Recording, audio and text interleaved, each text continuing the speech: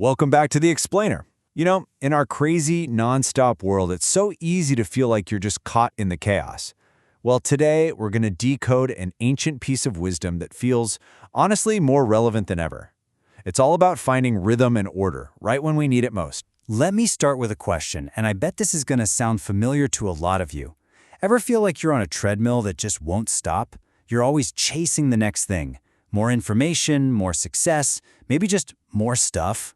Yeah, if that's you, trust me, you are not alone. While there's this incredible insight from an ancient text that's both a diagnosis and a solution for that feeling.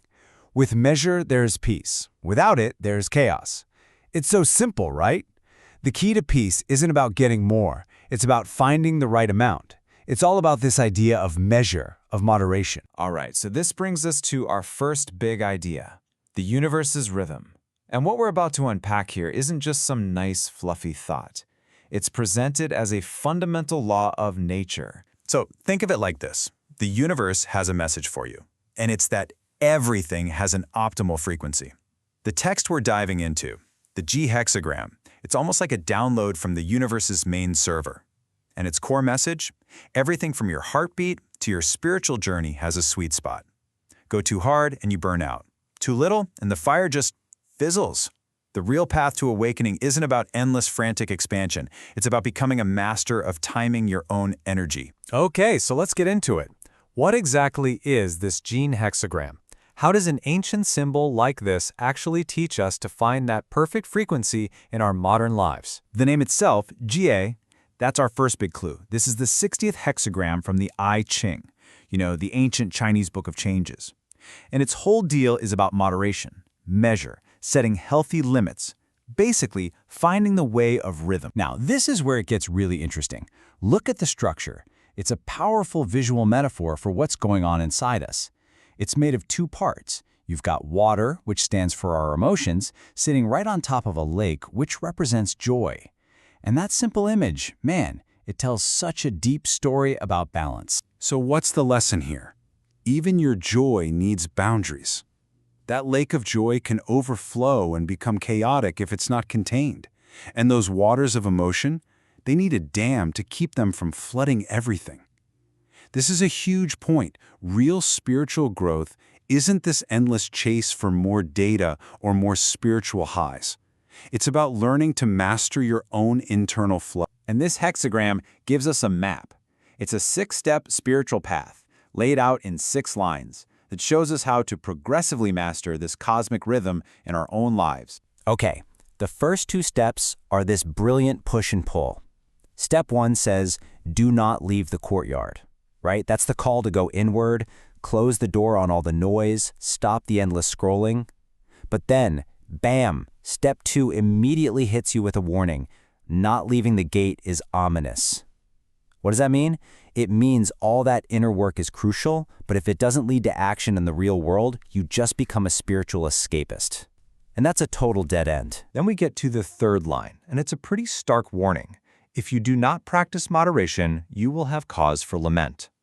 In other words, if you ignore this principle, you're pretty much inviting emotional storms into your life. The text is interesting here. It says you might not be technically wrong, but you sure as heck won't be happy.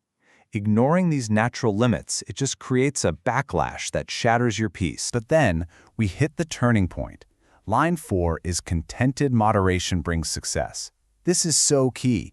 It shows us that moderation isn't about deprivation or suffering. Not at all. It's when you find that peaceful, easy rhythm that success just naturally follows. It's not about restriction, it's about finding your flow. And it gets even better. Step 5 takes this to a whole new level. It talks about sweet moderation. I love that. At this stage, moderation isn't some harsh discipline you have to force on yourself. It becomes this joyful, totally natural state of being. And why? Because you're no longer just restricting yourself. You are consciously aligning with a higher cosmic order. You're literally upgrading your own frequency. And the universe, well, it absolutely rewards that kind of self-mastery. And finally, the last line gives us one more crucial warning. Don't take it too far. There's something called bitter moderation. This is when it becomes overly harsh, and it's basically self-sabotage. If you're just suppressing every single desire and emotion in the name of discipline, well, that's not moderation anymore. That's just control, and all that does is cut you off from your own life force. Okay, so this is all great philosophy, but how do we actually use it? Let's get super practical and talk about putting this rhythm into practice in our crazy modern lives. Let's start at work. Finding your rhythm here means you gotta fiercely protect your time and energy. Seriously. Stop the multitasking madness. Use focused time blocks instead. And this is a big one. Get good at saying no to meetings and projects that just aren't essential. Remember, your words are energy, so communicate mindfully. And try to carve out a zero-interference period every single day just to reconnect with why you're doing what you're doing. And this applies to your personal life too in so many ways. Your money? Spend it on things that help you grow, not just to fill some emotional hole. Your emotions? Learn to regulate them. That tiny pause you take to breathe before you react, that's Jazzy in action. And your social life? Curate it. It is absolutely okay to let go of friendships that just drain your battery. And if you want a way to really lock this in, here's a simple but really powerful ritual you can try. It's for calibrating your own rhythm. Just 4 steps. First, cleanse your space. Maybe light some incense to clear out stagnant energy. Second, meditate for just 10 minutes, picturing yourself climbing a rhythmic spiral staircase up toward the light. Third, get really clear.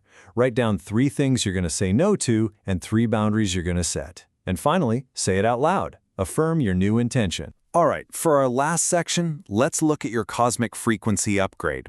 We're going to see how this ancient wisdom pops up in modern spiritual ideas, which just proves how timeless it really is. You've probably heard modern teachers like Bashar say things like, frequency is reality.